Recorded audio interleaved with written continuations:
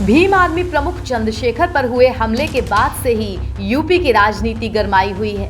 खुलेआम दिन दहाड़े हुई इस घटना ने जहां कानून व्यवस्था पर सवाल खड़े कर दिए हैं, तो वहीं विपक्षी दल सरकार पर हमलावर है। मगर एक बात यहां सबको अखर रही है, चंद्रशेखर पर हुए हमले के बाद लगभग सबकी प्रतिक्रिया आई, खासकर विपक्षी खेमे की। अखिलेश यादव, जयंत चौधरी, शिवपाल या फिर आम आदमी पार्टी, सभी ने या तो बयान देकर या फिर ट्वीट करके इस घटना की निंदा की।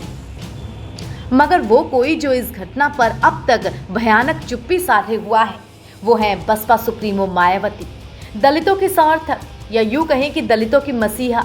मगर जब एक दलित नेता पर खुलेआम गोली चलती है तो मायावती का कोई रिएक्शन नहीं आता। यूं तो मायावती की प्रतिक्रिया हर छोटी से छोटी बात पर आ जाती है।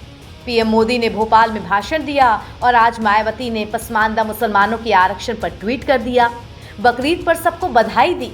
मगर आजाद पार्टी के मुखिया चंद्रशेखर रावण पर हुई गोलीबारी जैसे बेहद संगीन मुद्दे पर वो चुप्पी धरे हुए हैं। ना कोई पोस्ट, ना बयान और ना ही कोई प्रतिक्रिया। उधर सीएम योगी पर तो चंद्रशेखर भर भर कर बरसे, मगर मायावती का नाम आते ही ये कह गए कि मैंने उन्हें हमेशा बड़ा माना, भले ही वो मुझे छोटा नहीं मानती अपने परिवार का। गलत होगा तो लोग बोलेंगे।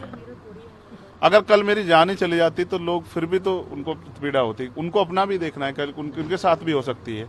ये लाइन ही विचारधारा ही गलत है कि गोली से वो करो, और ये बीजेपी की भाषा है, गोली मारो सालों को, ये वो उपजाऊ हो रही है। देखिए, बहन जी से मेरी कोई नाराजगी नहीं है, मैंने उनको हमेशा बड़ा माना, वो मुझे छोटा नहीं मानती अपने परिवार का। उनको ये घटना छोटी लगी, शायद अगर मैं मर भी जाता शायद उनको इस पर कोई शायद बुरा नहीं लगता, मुझे उनसे कोई दुख नहीं है। मेरे लोग मेरे साथ हैं, ये बहुत, और वो समझ रहे हैं कि जो उनके लिए मरने को तैयार है, जो जान पे जिसकी बनाई है, वो हमारा अपना है। अब सवाल ये उठता है कि मायावती ने इस घटना पर कोई रिएक्शन आखिर क्यों नहीं दिया। बता दें कि चंद्रशेखर काफी पहले से ही मायावती की आंख की किरकिरी हैं। मायावती ने तो सीधे सीधे भीम आर्मी के अगुआ चंद्रशेखर को भारतीय जनता पार्टी यानी कि बीजेपी का गुप्तचर घोषित कर दिया था।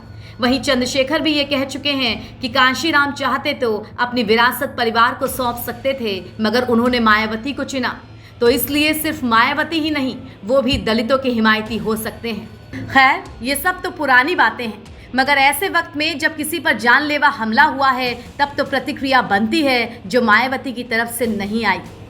वैसे चंद्रशेखर ने अपने बयान में सीएम योगी को टारगेट करते हुए ये भी कह डाला कि मैं तो उनकी राह का कांटा हूं, उनके लिए तो अच्छा ही होता अगर मैं निकल जाता।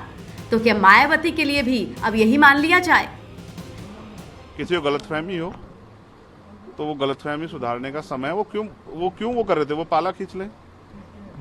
मुझे ही तो मारना है ना, वो बता दे मैं चला जाऊंगा मरने, मगर मेरे लोगों के साथ तो खेलना खेले ना।